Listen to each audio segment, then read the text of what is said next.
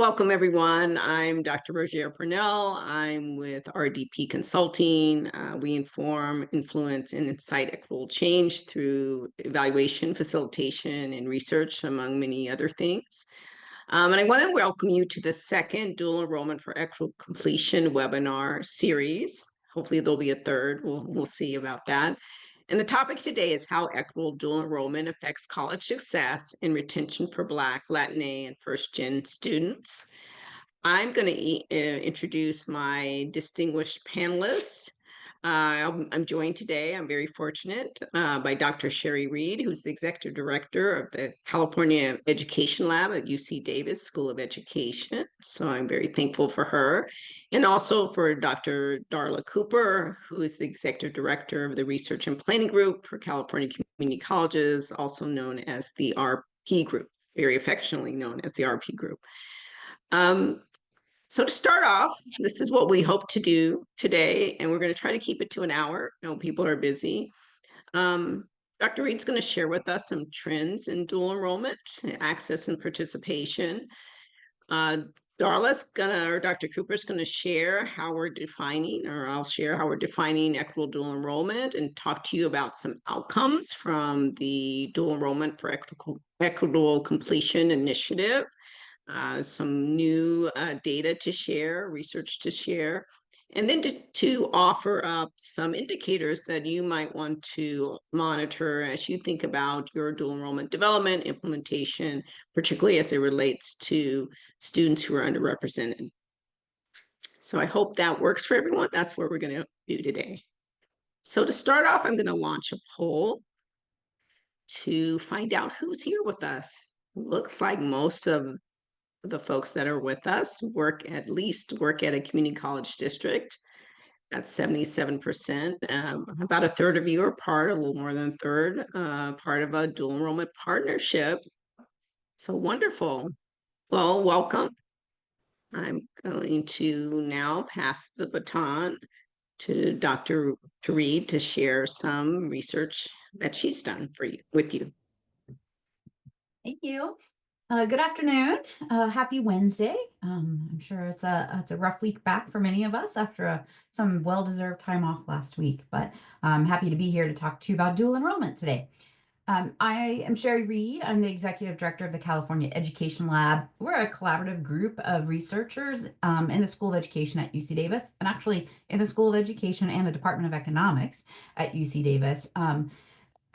Includes faculty, full-time PhD level research staff, graduate students, postdoc scholars, all answering policy questions related to the transition between K-12 and higher education, particularly in California. And we have a portfolio of grants in which we investigate the factors that determine students' success in post-secondary education. And beyond. We do all of our research in partnership with the public state educational agencies in California. Of particular note to this work in dual enrollment, of course, is our longstanding partnership with the California Department of Education, where we have a data sharing agreement that gives us access to student level information for the census of high school attendees, high school students in the state, and our longstanding partnership with the California Community Colleges Chancellor's Office, which gives us access to data, student level data on course taking and enrollment in the 116 California community colleges. Through these partnerships, we have been engaged in research investigating dual enrollment participation patterns since 2015-16. And in the last 4 years, we've published 5 reports on dual enrollment. They've been published jointly between Wheelhouse, the Center for Community College Leadership and Research, and PACE, Policy Analysis for California Education. So many of you might be familiar with these reports, and today I'll just share a few highlights from them.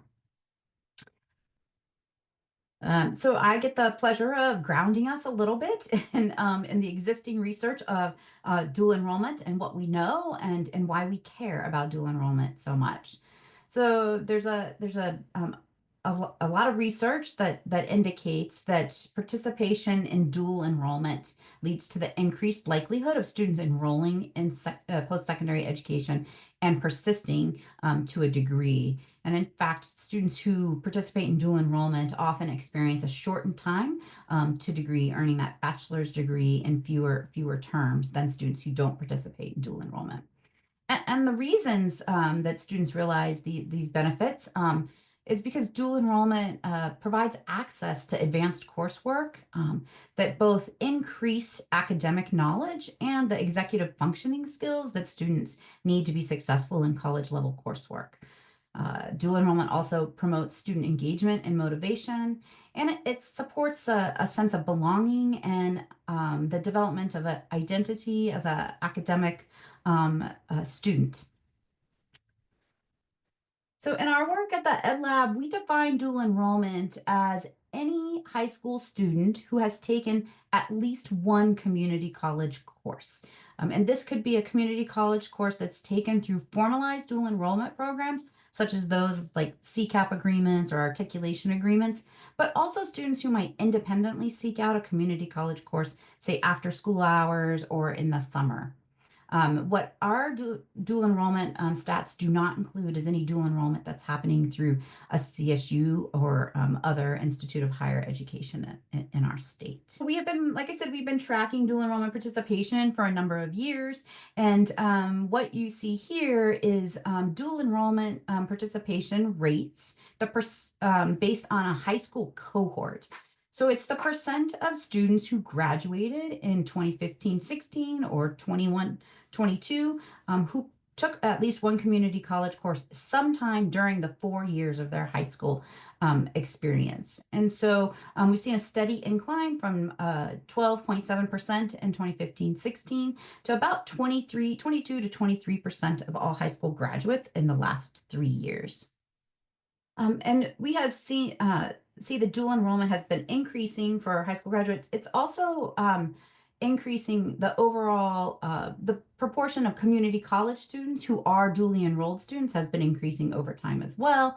And but it varies by community college campus, and participation also varies by county. So here we can see that the highest rates of participation in dual enrollment are in some of our coastal and urban counties, and also in the northern part of our state. And we can see large increases by community college in the larger and darker blue dots on this map.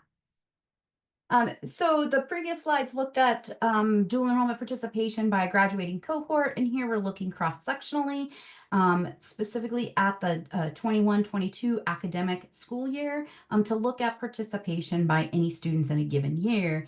And what we know is that 10% of all high school students in this year took a community college course. And we can see that participation rates are higher amongst 11th and 12th graders, as might be what we would expect. But we also see that 5% of 9th graders and 7% of 10th graders in our state are participating in dual enrollment. But that dual enrollment varies across colleges.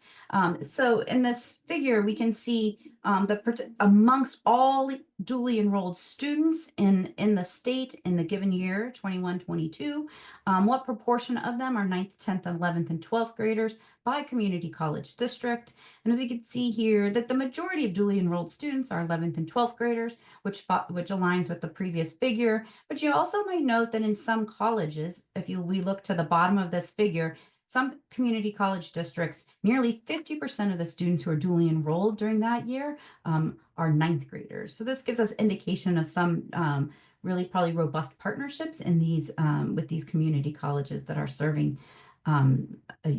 younger high school students and giving them access to these experiences early on. Okay, we're going to jump back to looking at cohort analysis so that we can examine the differences in dual enrollment participation by across racial ethnic subgroups. And here what you'll note is that Dual enrollment is increasing for all students, just no matter what their racial ethnic background is. If we look at the overall rates between 2015-16 and 2022, but we will notice that the disparities are persistent. And in fact, in the last 3 years since the pandemic, the participation rate of Asian students has continued to increase steadily over time. Whereas white and students and multiracial students have leveled off, similar to what we saw in the overall figure of overall rates. But the participation rates of Black and Latinx students have declined slightly since the pandemic. And this aligns with other research about how the pandemic disproportionately affected Black and Brown students. And so the gaps actually have widened in the last 3 years. But still, participation rates of Black and Brown students, as well as other students, are markedly higher than they were in 2016. So we have some evidence that they still have greater access to participation in dual enrollment than they did 6 years ago. So in some of our prior work, we realized that those racial disparities are almost non-existent in more formalized dual enrollment opportunities. So in this figure, the top 4 solid lines represent overall dual enrollment participation in racial ethnic subgroups. And the dotted lines represent dual enrollment participation in formalized dual enrollment programs, which we define here as being in classes where only all the other students are also high school students. And what you can see is that, while participation in those programs is much lower than overall, there's no disparities in 2019, virtually no disparities between students of racial subgroups. So we think this is some evidence that when intentionally implemented and designed, dual enrollment has the potential to bring more equity in educational outcomes. And then the last slide, I think that I have, is more evidence that we see equity in formalized programs. So here you'll look at, this is the 21-22 school year cross-sectional look at participation by race and grade level. And what you'll see here is that we have far fewer differences in 9th grade across racial ethnic subgroups. And those disparities get bigger as students progress through high school. But in 9th grade, where we presume that the programs are more formalized, we see far more equitable participation. And then if you look at those very faint and hard to see hatched lines at the bottom of each bar, those represent students that are participating in CCAP formalized programs, CCAP programs, formal articulation programs and partnerships.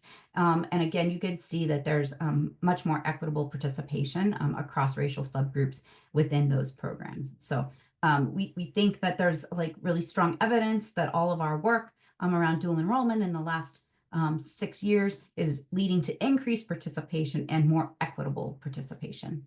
And now I get to turn it over to Dr. Cooper, who's gonna, I think, share more on what it means to have equitable dual enrollment implementation.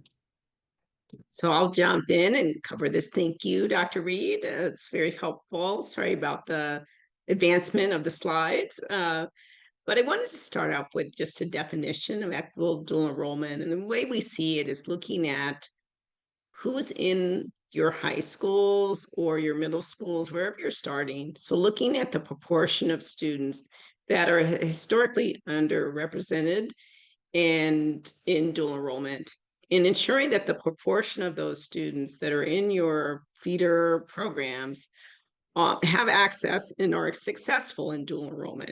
So that's where you start. I don't want anyone to say I said, oh, that's what we're working towards, but that's where you should start. That should be the baseline when you're thinking about equitable dual enrollment. And so that's how we're defining it. And what Darla's going to share with you is some research we've done as part of the Dual Enrollment for Equitable Completion initiative. It's a multi-year initiative. It involves 10 community colleges and their K-12 partners. I'll tell you who they are in just a moment. And it's really focused on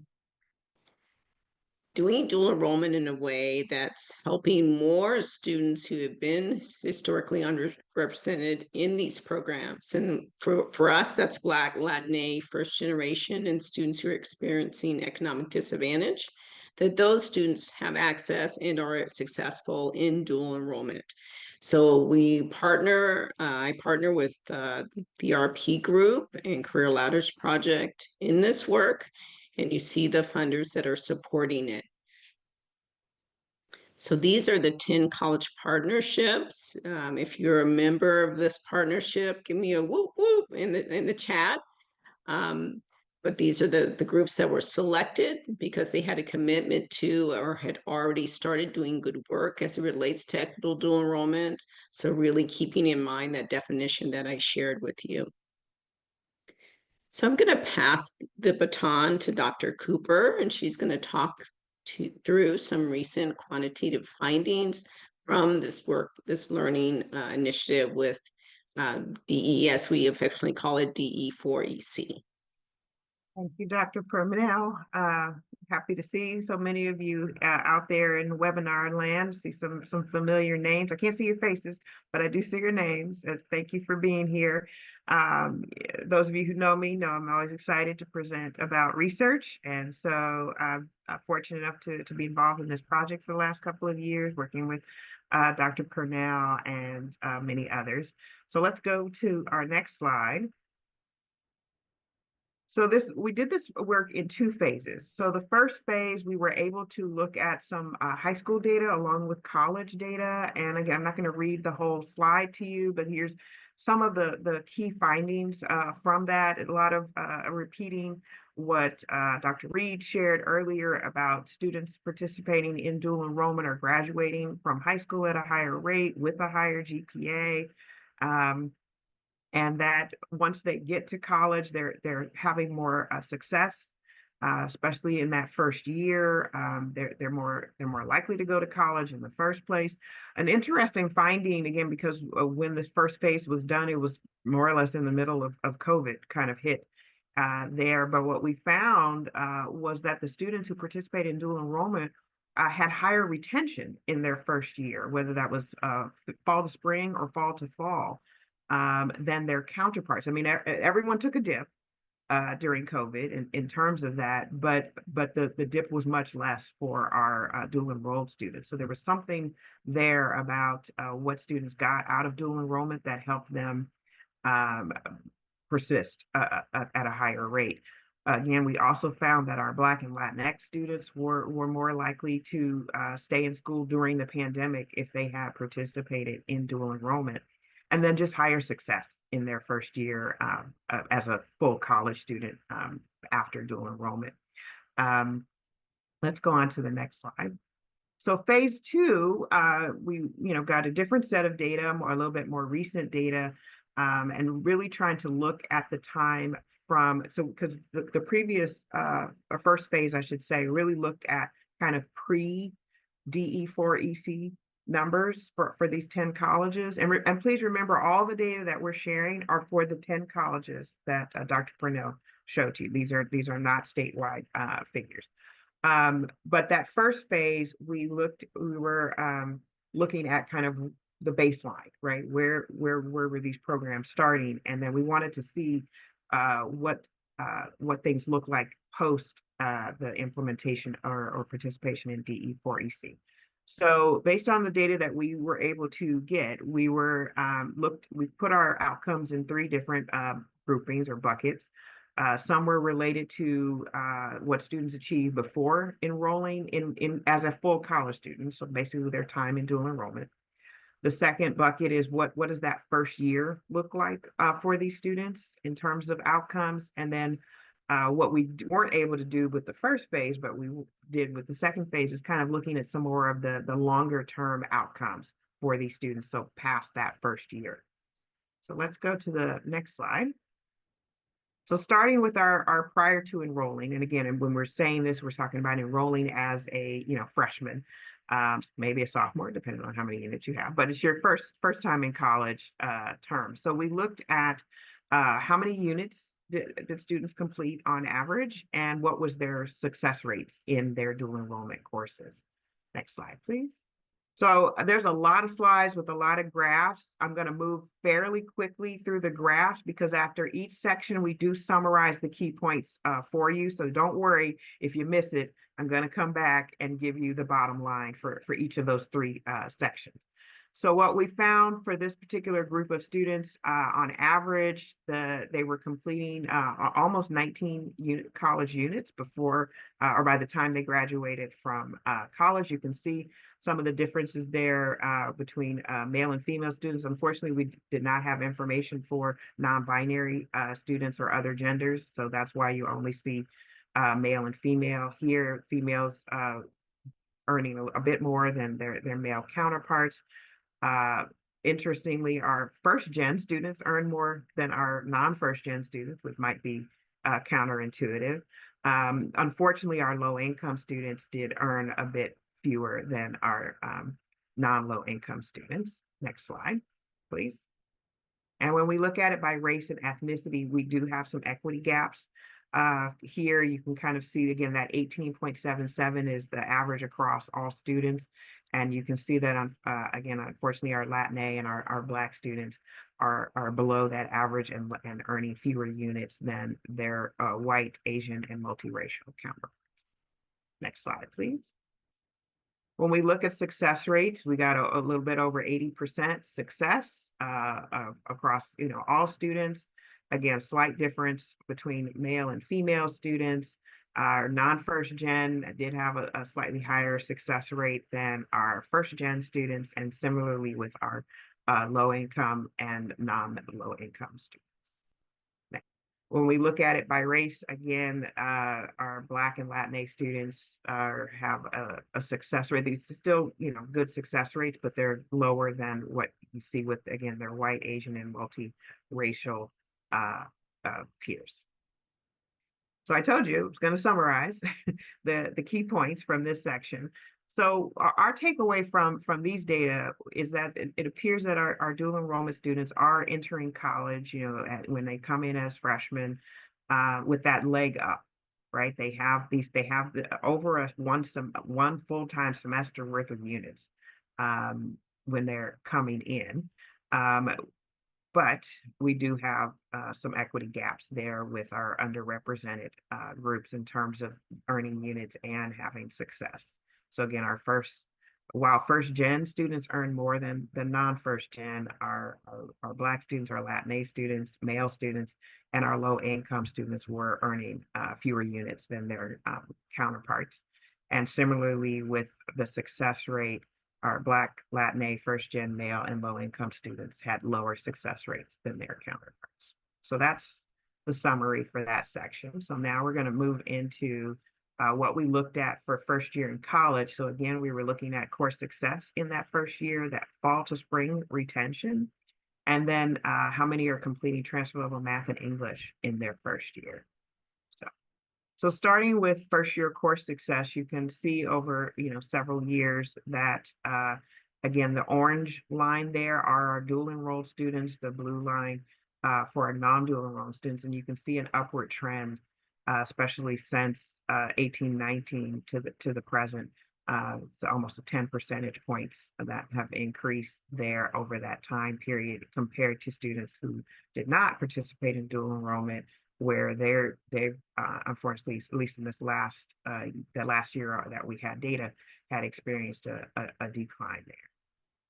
Oh, sorry. And then we added this piece just so that when DE4EC came online or was implemented at these colleges. And again, you can see the difference between 2021. Now, again, the pandemic is in here, so remember that as well. But they're still seeing an increase among their dual enrollment students in their first year course success. So that's awesome. When we break it out by the different student groups, again, our dual enrollment students do have higher course success in their first year. So whether that's comparing female with female, male with male, non-first gen, with non-first gen. Again, we're comparing within each group, those who participated in dual enrollment and those who didn't. So again, the orange bars are the students who were dual enrolled, and the blue bars are their counterparts who were not dual enrolled. And again, we did look at students at the same high school, so it wasn't just everyone, every freshman, but students who were coming from the same high schools that the dual enrolled students came from. And again, similarly, we see these differences, and the most pronounced difference being among our low income students in terms of them having much greater success if they had participated in dual enrollment. And on our next slide, you look at it by race. Again, you see the same pattern where the orange bars are higher consistently for every group than the blue bars. And again, those are within group comparisons. And so we are seeing that dual enrollment is helping across the board, even if there are still equity gaps in the actual success rates. So when we look at fall to spring retention, again, if you can see that it's a bit up and down, but it's at least this is where COVID, I think, really comes in. You see that decline in 2020 and 2021, but then a rebound in 22. So excited about that. And I think if you click it, it'll show you again that DE4EC showed. So again, little bit of a down there, but then a nice rebound in the most recent year. Next, we look at it by student groups. Again, same pattern. I'm going to get redundant here with our orange bars being higher than our blue bars in almost every circumstance, regardless of student characteristic. So this is for gender, for our first gen, and for our low income students. Those who participate in dual enrollment are being retained in that first semester or to their second semester at a higher rate. And when we look at it by race ethnicity on the next slide, I know I'm sounding like a broken record, and repetition isn't always a bad thing. We can look at it as reinforcement that our students are our dual enrolled students are outperforming their peers within each of those groups, with the most pronounced effect happening for our Black students. So there's a point there that we want to pay attention to. We look at transfer level math, and again, you can see, the orange line are dual enrolled students, and they are on the incline, right? They're increasing consistently, especially since 2018-19. And I think if you click, you can see the DE4EC line comes in. Oh, sorry. So first line, we put AB 705, and you can see that's when AB 705 went into effect. So it started to increase, and it has continued to increase over this whole period, but then continue to increase from the implementation of DE4EC. Forgot we had that AB 705 line in there. The next slide, I don't know, I just feel like saying broken record, but I love that we're playing the same song. Just playing the same song over and over again. Our dual enrolled students, regardless of student group, are outperforming students in that same student group who did not participate in dual enrollment. So you're seeing the same pattern for our male and female students, first gen, non-first gen, low income and non-low income students. Same pattern, most pronounced again among our low income students in this particular case. Next slide looks at it by race ethnicity. So when we look at it by race, again, similar patterns, most pronounced here for students where we have an unknown race, but still, again, same patterns, a little bit higher success among our dual enrolled students in terms of completing their first transfer level math class. And if we go to the next slide, we look at English, so very similar pattern. If we can add the AB 705 line and the DE4EC lines, we can see very similar pattern that what we saw in math in terms of continuing to increase, and that increase coinciding with AB 705, not surprisingly, but that it has continued to increase post or in the DE4EC time frame.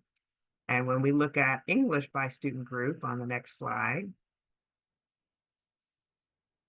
Same patterns, again, most pronounced for our low income students in terms of those who are participating in dual enrollment, being more likely to complete that transfer level English class.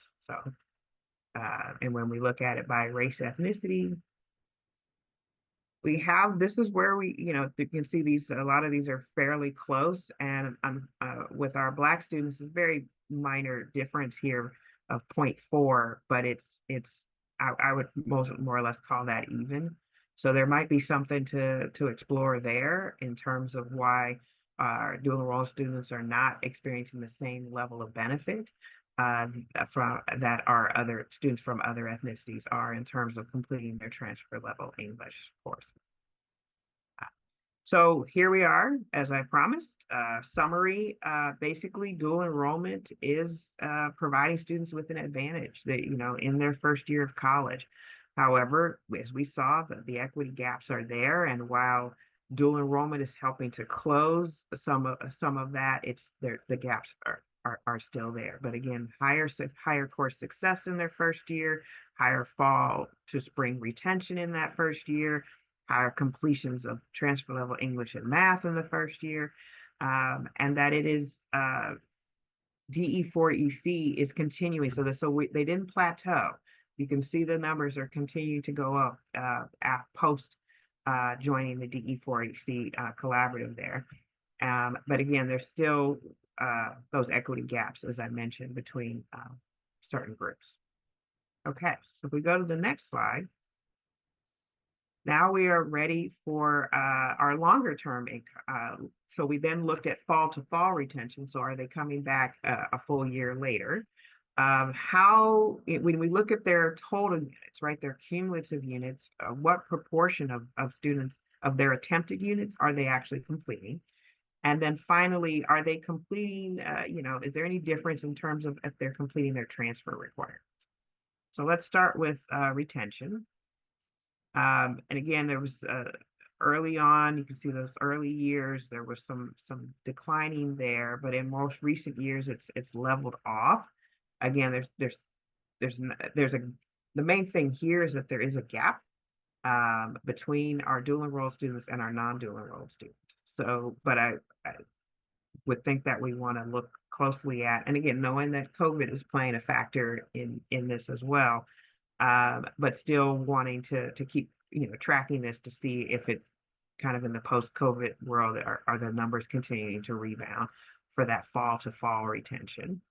And on the next slide, when we look at it by group, fortunately the pattern is still here in terms of students coming back that second year where our dual enrolled students are more likely to be coming back than their non-dual enrolled counterparts, again, across gender, across first generation status and low income status. And on the next slide, when we look at it by race, again, we're seeing a similar pattern, except for among our unknown students where we don't know what their race ethnicity is. But you can see that there's some of the biggest differences here. Our dual enrolled students are much more likely to be persisting across all the groups than their non-dual enrolled counterparts. And on the next slide, so this is where these percentages, again, if you look at of all the units a student took in however long they had been at the community college, what percentage are they passing essentially with or earning those units? So again, you can see that there's a gap between our dual enrolled and our non-dual enrolled students, and that it has been fairly steadily increasing from 18-19, and I think we have the DE4EC line that we can add in here. So it's again, COVID is in there. We probably should have put a COVID line in there, but COVID is didn't really coconut one particular point, but yes. But you can see that it has while it stayed the same between 2021 and 2021-22, it did increase in the most recent year, 22-23. So that's a good sign. If we look at it by the different student groups on the next slide, very, again, similar patterns. You know, and these are all, I hope people know this is a good thing, right? I hope I know we're repeating myself. It's the same pattern, but that's a really good thing that our students, you know, are outperforming their peers. And, you know, that dual enrollment makes a difference in their success. So again, same results by gender, first gen, low income. The next slide has the differences by race. Same pattern, the orange bars are higher than the blue bars. We still have, you know, some of those equity gaps as that we've had, you know, consistently.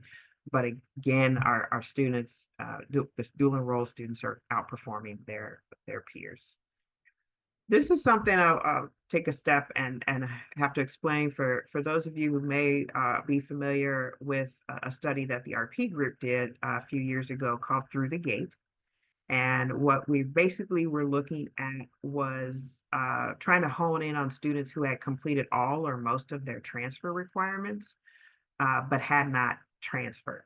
So we thought we would use that measure of this measure that we call at the gate, which is students who have earned 60 transferable units with at least a 2.0, and they have completed both their transfer and English requirements, or they have earned an ADT or that associate degree for transfer, right? So that's who's in this at the gate. That's what it takes. Those are the requirements to become at the gate status, so to speak. And so we wanted to look at are dual enrolled students more likely to get to that status? Are they more likely to get to that 60 units, earn an ADT, completed transfer level English and math than their counterparts who started with them at the same time as freshmen from those same high schools? Are they, you know, are they more likely to get there? And you can see here again that over time, that the orange bars are dual enrolled students were in some cases much more likely to be achieving that at the gate status than their counterparts who did not have that, as we said earlier, leg up when entering college. So again, some of these have bigger differences than others, but you can see it's a fairly consistent pattern. The numbers are lower in those last two just because those students have had less time to earn that or reach that at the gate status. So those numbers are still kind of in process, so to speak, whereas the other students have much more time to reach that status. So on the next slide, again, we look at it by student group, similar pattern where our dual enrolled students were much more likely to get through that or get to that, sorry, to get through that at the gate status. And finally, when we look at it by race, very similar patterns as well, making a bigger difference for our Black students in this case. So our next slide, again, the summary is that those students with dual enrollment, they're making more progress than their peers. They're reaching those key milestones, getting ready, you know, becoming transfer eligible. But we still have equity gaps that need to be addressed. Again, more likely to come back after their first year, more likely to get transfer ready or at the gate, and again, we need to figure out how to address, especially for our Black and low income students, these equity gaps. So just want to kind of leave you with some of the measures that we think would be a good idea for you to be monitoring in terms of looking at how many units students are completing in dual enrollment, but also looking to make sure those units are transferable, looking at their course success. If you have access to their high school graduation rates and GPAs, that's something you should be tracking. Obviously, first year course success, first year retention, whether that's one term, fall to spring, or 1 year, fall to fall, looking at their transfer level English and math completion, especially in that first year, looking to see if they're earning degrees or certificates along the way, becoming transfer ready or at the gate, and then finally time to degree. is an important measure to make sure you're looking at. Unfortunately, we weren't able to look at some of these measures based on the data that we were able to get, but we did include the ones that we could. So I hand it back So, to Dr. Purnell. right, thank you. And Darla, can you help me with any questions that might be but if wanted to just give you all some time to, and I know this was a quick review of a lot of data, a lot of good data, I would say, a lot of positive findings. But one, if you could think about what finding surprised you, or maybe you were excited about, and number that one. Two would be, what is one outstanding question or thought you have based on the information that Dr. Reed and Dr. Cooper have shared? And what's number three would be, what opportunity did this data review reveal for you for your college? And maybe if you just don't mind numbering your responses in the chat, if you're able to do that, or these are reflection questions you can take with you. As I mentioned in the beginning, we're recording this session. We'll make the slides in the recording available. You may want to sit a little bit with what we shared. While we wait, there was a question in the Q&A. For time to degree, would you account for time they stopped out? Typically, when we measure time to degree, we are looking at literally like a calendar.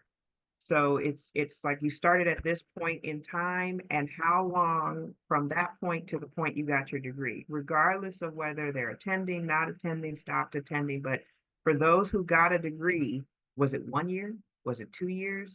Most of the time, obviously, the number comes out like 3.7538, whatever it is. But but we do not take into account whether the students or we don't like remove from the calculation, oh, they took that semester off or they took that year off. So it's really just a measure of time.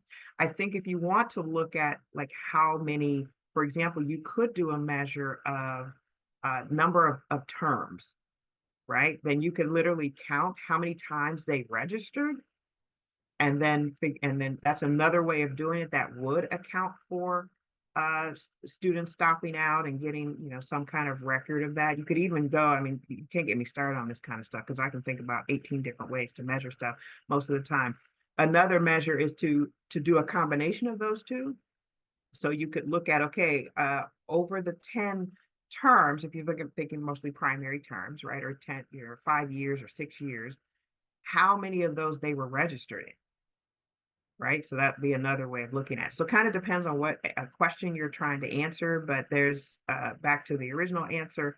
Typically, it's more a measurement of just time elapsing, not necessarily whether the student was enrolled or not in any particular semester. Rogéair, I don't know if you see there's another question here. Was any qualitative data collected? I'm going to let you take that one. Yes, this session is just about the quantitative work as far as DE4EC. If you look back to the October webinar, we focused more on the qualitative data. We did speak to a number of partners at both on the K-12 and the community college side. We had a chance to talk with students in a couple focus groups with parents as well, and really found that, and just in a nutshell, that being intentional and strategic about outreaching and developing outreach strategies to engage these students particularly was critical, and also making it a priority to think about how to provide supportive services and what classes to offer was critical, and also thinking about not just what was happening for the student in the classroom, but developing a holistic program that really was thinking about all aspects of the student's journey was also critical. So yes, a number of qualitative briefs, a number of briefs that summarize both the baseline study that Darla mentioned and the qualitative work are available on the website. And there's a QR code at the end of this slide deck that will take you right to that information. Other questions or other items in the chat?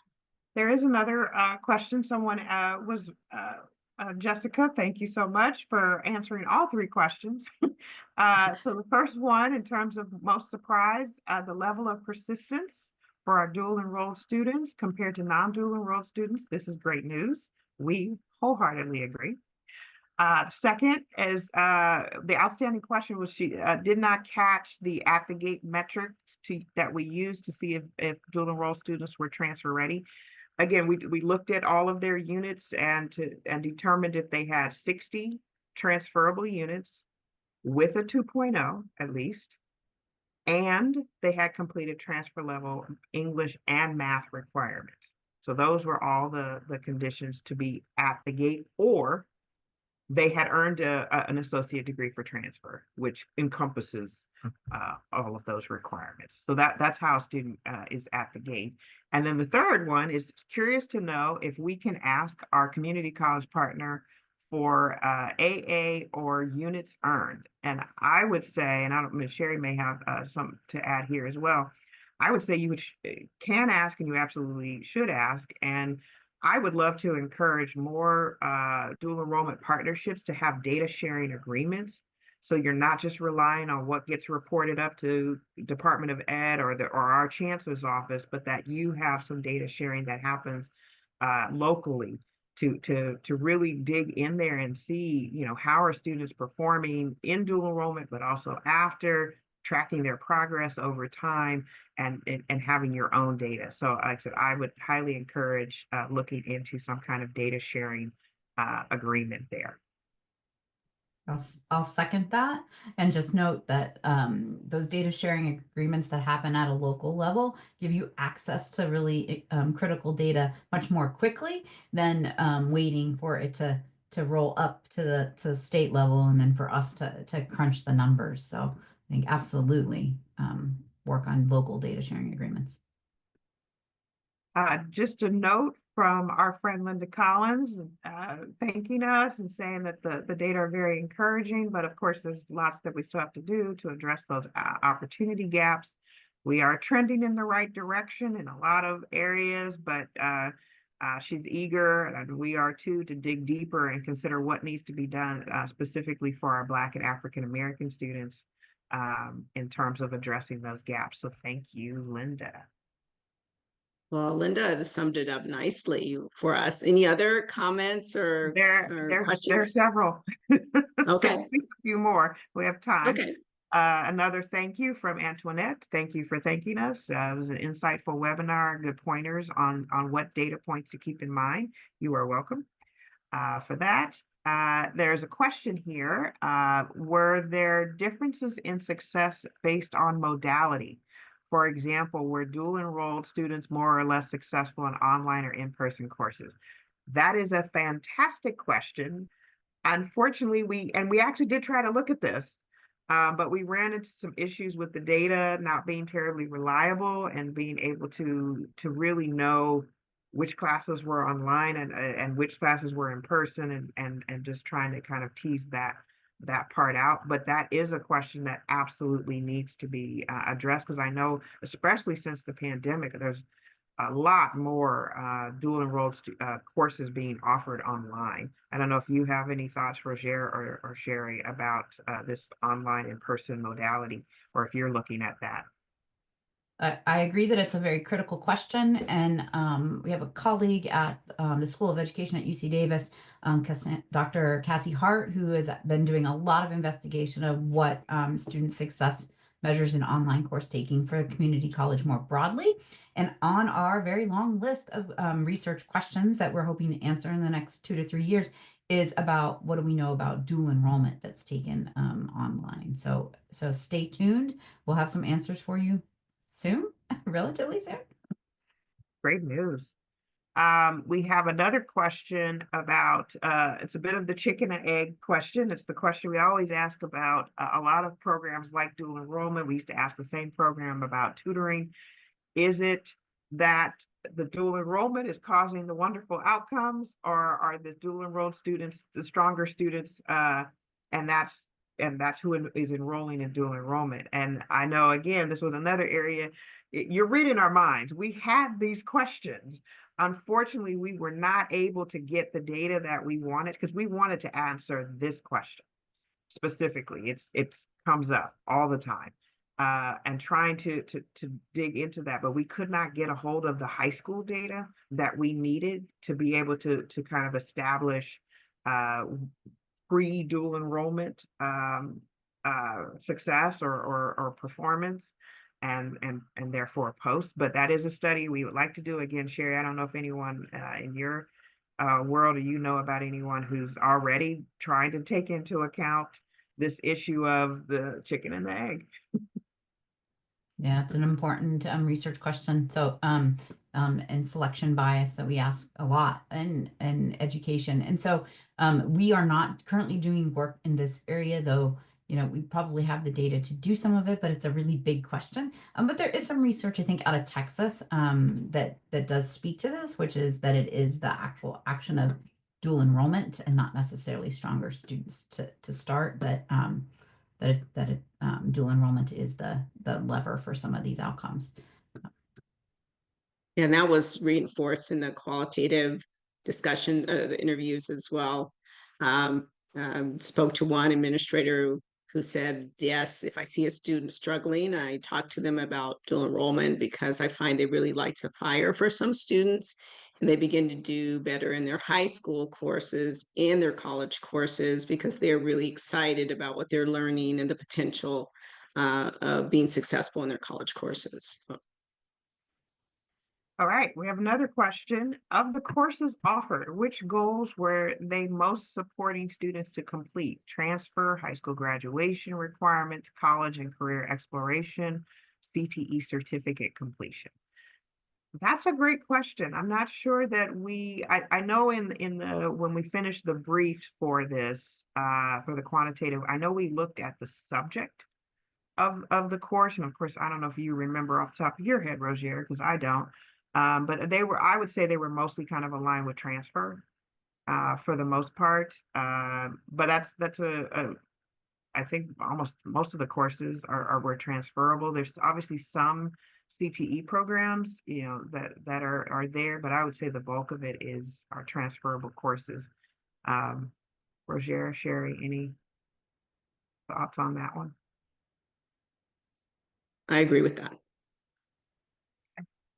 And then we just got a thank you from Sean. Thank you. I always want to acknowledge that. And then finally, another thanks. We always appreciate that. And Adrian is going to ask her college's institutional effectiveness office if they can replicate this quantitative study for my college. Yes.